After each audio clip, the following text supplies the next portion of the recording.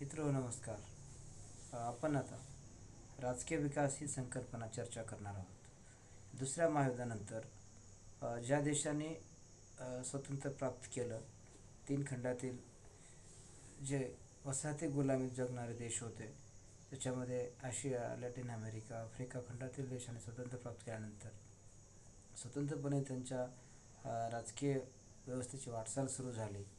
आणि ह्या वाटचालीचा अभ्यास करण्यासाठी विकसनशील राष्ट्रातल्या देशातील राजकीय व्यवस्थेचा अभ्यास करण्यासाठी राजकीय विकास नावाची संकल्पना ही उदयास आलेली आपल्याला दिसून येते.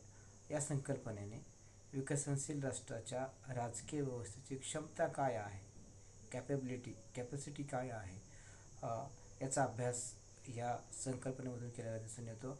प्रामुख्याने या अभ्यासाची सुरुवात आपल्याला David Stern, Samuel P Huntington, Edward Shils, अशा अमंडा आणि पावेल, सिडने बर्बा असे अनेक लोक आहेत, अभ्यासक आहेत, ज्या अभ्यासकांनी विकसनशील राष्ट्रातल्या राजकीय व्यवस्थेचा अभ्यास करण्यासाठी ही संकल्पना उपयोगात आणली.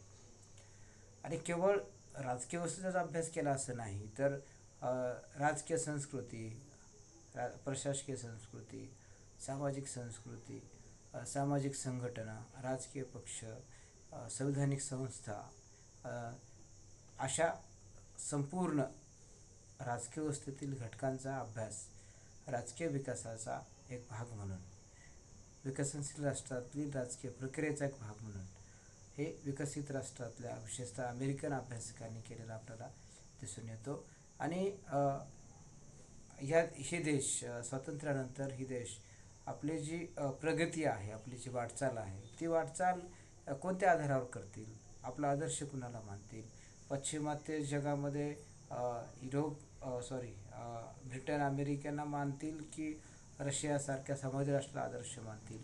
आणि मग त्यानंतर या देशांची राजकीय प्रक्रिया कशी कार्य करेल, कशी कार्यरत आहे, किंवा या देशातले राजकीय पक्ष कसे आहेत, इथला समाज कसा आहे, इथलं शिक्षण कसं आहे, इथली संस्कृती कशी आहे, याचा अभ्यास करण्यासाठी राजकीय विकास नावाचं मोजमाप या अभ्यासकांनी वापरलेलं दिसतं. आणि विशेषतः लुशियन पाई यांनी अस्पेक्ट ऑफ पॉलिटिकल डेव्हलपमेंट नावाचं एक पुस्तक लिहिलं 1963 आणि या 63च्या पुस्तकात त्यांनी राजकीय विकासाची जी परिभाषा आहे ती परिभाषा मांडलेली आपल्याला दिसून येते.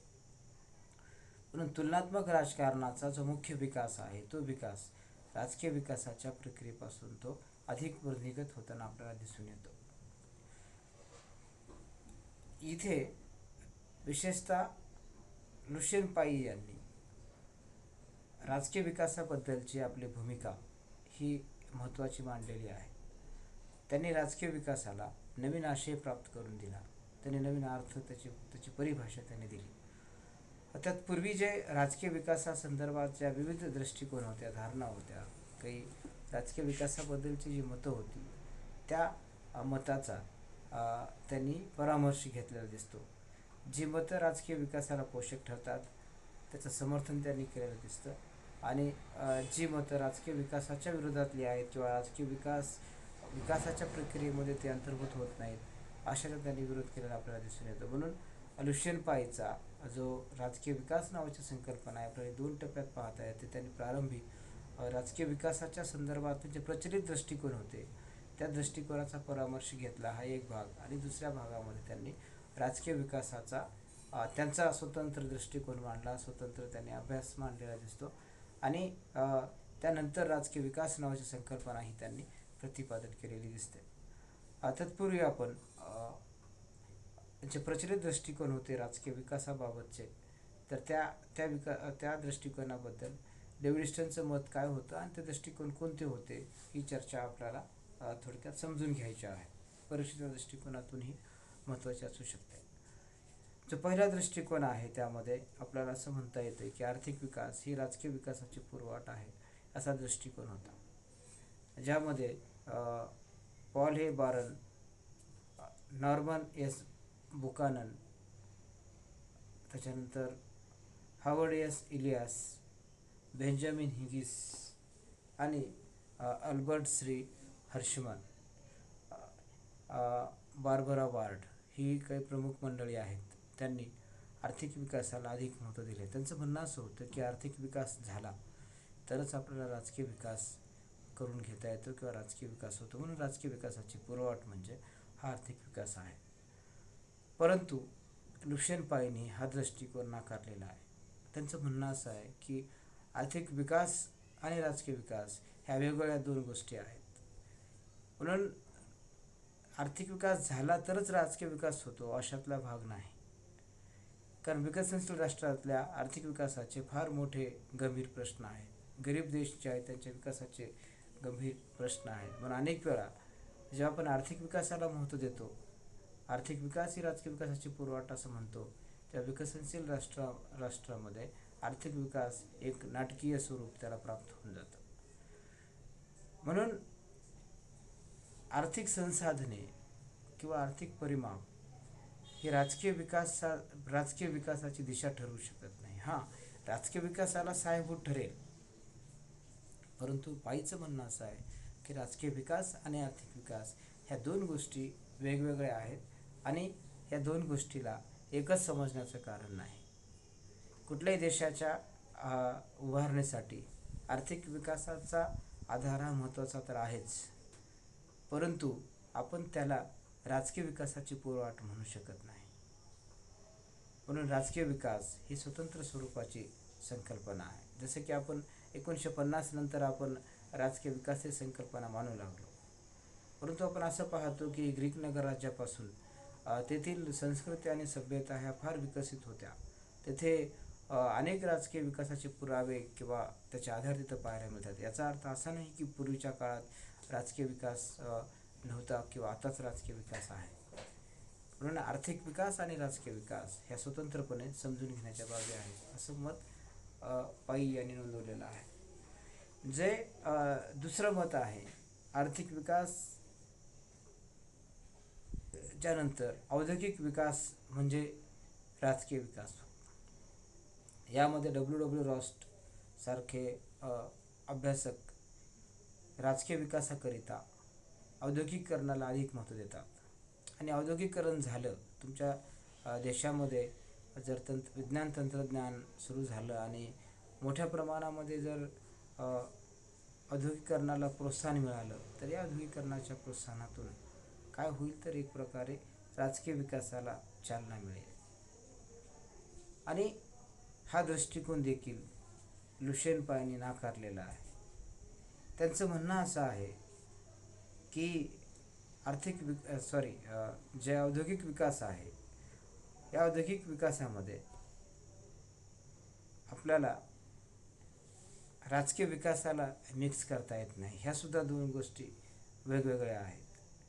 आणि इथे औद्योगिक विकासामध्ये हा व्यक्तिगत स्वार्थ असू शकतो, भांडवलशाहीची इथे जोपासना होऊ शकते. त्याचबरोबर काही विशिष्ट शक्ती इथे कार्य करू शकतात. आणि अशा वेळी एक मोठा धोका समाजव्यवस्थेमध्ये निर्माण होऊ शकतो. आणि मग यामध्ये जे व्यवस्थापन आहे, कायदा आहे, या बाबी ज्या आहेत, प्रशासकीय प्रक्रिया आहे, या मूल्याचं जे मूल्यमापन जे होतं, या मूल्यमापनामध्ये आपल्याला काय करावं लागतं तर राजकारण जी नावाची घटक आहे ना, तर ते राजकारण एक समस्या सोडवण्याचं साधन आहे याचा आपल्याला विसर पडायला लागतो. म्हणजे राजकारणाचा हेतू काय आहे तर समस्या सोडवणं आहे. म्हणून राजकारण हे महत्त्वाचं आहे ना. म्हणजे जे औद्योगिकीकरण आहे ते औद्योगिकीकरण अनेक दृष्टीने समस्या निर्माण करू शकतं. म्हणून औद्योगिकीकरणाला राजकीय विकासाचा पर्याय आपल्याला मानता येत नाही. कारण यामध्ये जे सार्वजनिक हित आहे, सार्वजनिक हित किंवा सार्वजनिक सहभाग याच्यामध्ये स्वीकार करणं गरजेचं आहे, ते इथे स्वीकारलं जात नाही. आणि राजकीय विकासामध्ये सार्वजनिक हित महत्त्वपूर्ण आहे. जे तिसरा भाग आहे तिसरा दृष्टिकोन आहे तो म्हणजे राजकीय आधुनिकीकरण म्हणजे राजकीय विकास होय.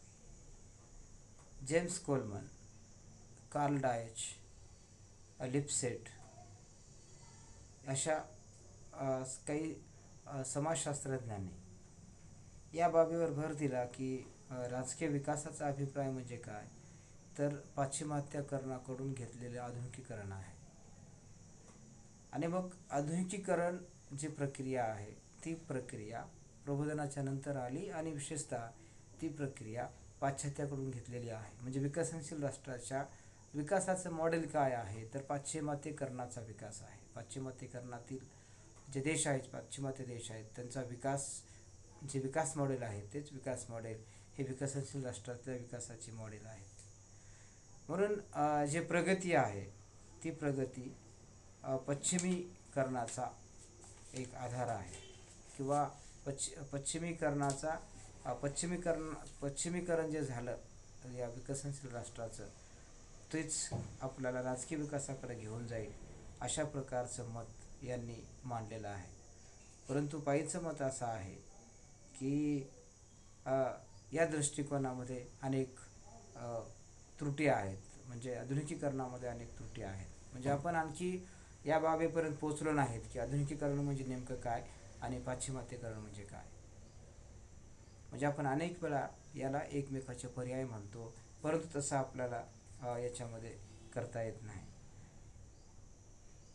आणि आपण आधुनिक म्हणण्यामध्ये असमर्थ आहोत. जे विकसनशील राष्ट्रांच्या राजकीय व्यवस्थेचा आपण अभ्यास करतो राजकीय विकास म्हणून, तिथे आपण आधुनिक ही जी संकल्पना आहे ती संकल्पना आपण समजून घेण्यामध्ये आपण असमर्थ आहोत आणि अनेक वेळा त्याच्या तथ्याची अवहेलना केलेली आहे. आणि जे मागास आणि विकसनशील देश आहेत हे देश काय करतात, तर त्यांच्या ज्या परंपरा आहेत, प्राचीन रूढी परंपरा आहेत, त्या प्राचीन रूढी परंपरा आधुनिक होण्याकरिता त्या सोडणं गरजेचं आहे. परंतु विकसनशील राष्ट्रातले लोक आपली प्राचीन मूल्य परंपरा ही सोडायला तयार नाहीत.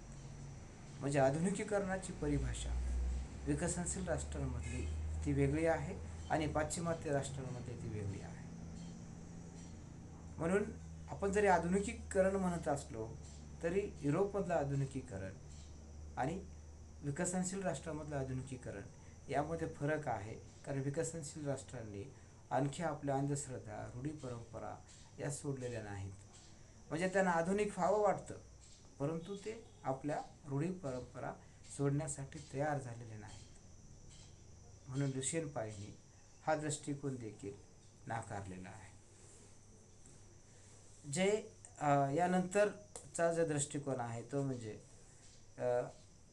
राष्ट्रराज्यचा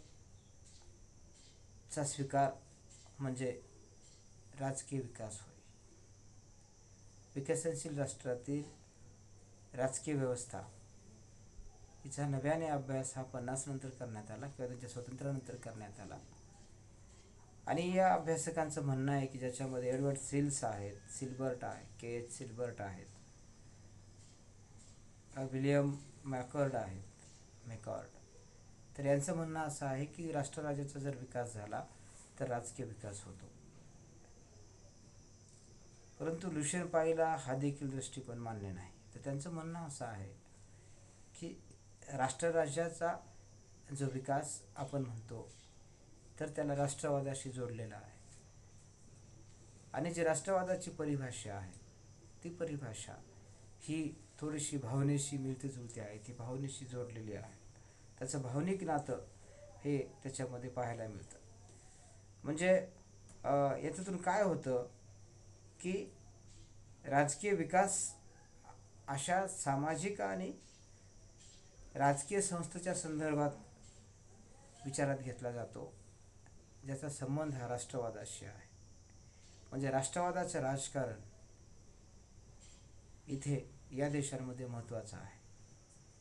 म्हणून काय होतं की आधुनिक राष्ट्रराज्य जेव्हा आपण पाहतो स्वातंत्र्यानंतर निर्माण झालेली, त्या राजकारणामध्ये राष्ट्रवादाचा आधार घेऊन अनेक नेतृत्वगण किंवा अनेक राजकीय पक्ष लोकांना भावनिक साथ घालतात राष्ट्रवादाची, आणि या लोकांना भावनिक करून एकत्र जमवतात, लोकांचा राजकीय सहभाग वाढवतात आणि आपल्याला सत्तेमध्ये कसं येता येईल याचा प्रयत्न करतात.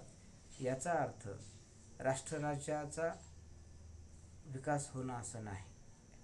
म्हणून त्यांचं म्हणणं असं आहे की राजकीय विकासामध्ये राष्ट्र निर्मितीची जी प्रक्रिया आहे, राष्ट्रनिर्माणाची प्रक्रिया आहे, की राष्ट्रनिर्मितीची प्रक्रिया ही राष्ट्रवादाशी जोडलेली जाते आणि अनेक राजकीय पक्ष, अनेक नेतृत्व आपली एक भावनिक साथ देऊन नागरिकांना भावनिक करून त्यांना आपल्याकडे येण्यासाठी प्रवर्तित करतात. आणि मग नागरिक वेगवेगळ्या धर्म असेल, जात असेल, पंथ असेल, प्रदेश असतील, या साधला किंवा या भावनेला बळी पडतात. आणि मग हे बळी पडल्यामुळे त्या देशाची जी धोरणे आहेत, कार्यक्रम आहेत, हे कार्यक्रम किंवा ही धोरणे ही राष्ट्रीय विकासाकरिता किंवा राजकीय विकासाकरिता पूरक असतीलच असं नाही. म्हणून थोडक्यामध्ये असं म्हटलं जातं की राजकीय विकास हे राष्ट्र निर्माण करण्याचं महत्त्वाचं कार्य आहे, परंतु विकसनशील राष्ट्रामध्ये हे कार्य नीट पद्धतीने पार पाडलं जात नाही, अशा प्रकारची टीका लुशियन पायने केलेली असून लुशियन पायला हा दृष्टिकोन मान्य नाही. नंतरचं असं आहे की प्रशासकीय विकास म्हणजेच राजकीय विकास होय. यामध्ये Max Weber, Talcott Parson, Joseph La Palombara, M Henderson अशा समाजशास्त्रज्ञांनी प्रशासकीय विकास म्हणजे राजकीय विकास होय अशा प्रकारचा आशय किंवा अशा प्रकारचा दृष्टिकोन मांडलेला आहे. आणि हा दृष्टिकोन देखील लुशियन पायला मान्य नाही. त्यांचं म्हणणं असं आहे की जे प्रशासकीय विकास आहे तो प्रशासकीय विकास तर्कसंगततेच्या आधारावर तो असावा आणि तो तर्कसंगतता, त्याचा प्रसार, त्याची लौकिकता, त्याचा कायदेशीर समन्वय, कायद्याशीर असलेला त्याचा दृढ विश्वास, मानवीय कार्य करण्याची किंवा सार्वजनिक कार्य करण्याची त्यांची स्थिती, त्यांचं तंत्रज्ञान आणि त्यांचं समाजाप्रतीचं, लोकांप्रतीचं उत्तरदायित्व, याचं उदात्तीकरण हे प्रशासनाचा एक महत्त्वाचा भाग असू शकतो. पायीच्या मते ह्या दृष्टिकोनात काही अनेक दोष आहेत. अशी शक्यता यामध्ये आहे की जर प्रशासनावर अधिक जोर दिला तर काय होईल, प्रशासन आणि जनता किंवा प्रशासक आणि राजकारणी यामध्ये तणाव निर्माण होईल आणि मग राजकीय व्यवस्थेमध्ये एक प्रकारचं असंतुलन निर्माण होईल. आणि जर असंतुलन निर्माण होत असेल तर राजकीय व्यवस्थेसमोर अनेक प्रकारचे आव्हाने निर्माण होऊ शकतात. म्हणून हा विचार देखील लुशियन पायनी मान्य केलेला नाही. कारण अशा देशांमध्ये नागरिकाचं प्रशिक्षण, त्यांच्या सार्वजनिक सहभागाच्या समस्या या महत्त्वपूर्ण असतात. कारण लोकांचा राजकीय सहभाग त्यांच्या प्रशासनासंबंधी त्यांना असणारी माहिती ही अपूर्ण असते. म्हणून राजकीय विकास म्हणजे प्रशासकीय विकास आहे असं आपल्याला म्हणता येणार नाही. जर राजकीय विकास, जर प्रशासकीय विकास आपण म्हणत असू, जर प्रशासनावर जास्त अधिक जोर देऊ तर प्रशासकीय अधिकाऱ्यांमध्ये उन्माद निर्माण होऊन ते सामान्य माणसाची अवहेलना करू शकतात. आणि राजकीय विकासाचा संबंध हा नागरिकाच्या सक्षमतेशी आहे, नागरिकांच्या सक्रिय सहभागाशी आहे. म्हणून लुशियन पायनी हा दृष्टिकोन देखील नाकारलेला आहे. तर आपण बाकीचे दृष्टिकोन आहेत ते नंतरच्या लेक्चरमध्ये पाहूया. धन्यवाद.